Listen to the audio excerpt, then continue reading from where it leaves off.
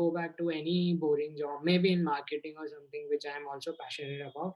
Yeah. Even then I will follow my passion and I'll make sure that I find time for everything. For example, now my Hmm. plan is in the future I would stay at one place, maybe a mountain town, maybe in Colorado or Switzerland or Manali or Ladakh or anywhere.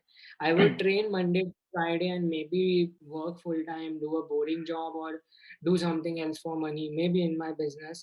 And on the weekends, I would go skiing with my kids and family or something. This is what I'm aiming for the future.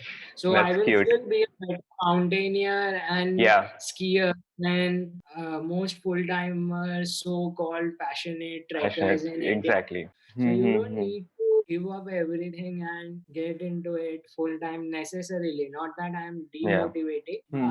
But You need to be I have careful. built. You need to be cautious about how you're planning it. Yeah, and you should always have a financial base or backup first. So I don't encourage people dropping out and all those stuff. Like they are feel free to do that, but Hmm. never be a burden on your parents or financially be dependent on anyone. True. So the way you seeing it is, I have a passion, and obviously I need to earn a certain amount of money, pay my expenses and all. You're trying to mix it as well as possible, right? I'm just saying that keep it sustainable. Yeah, exactly.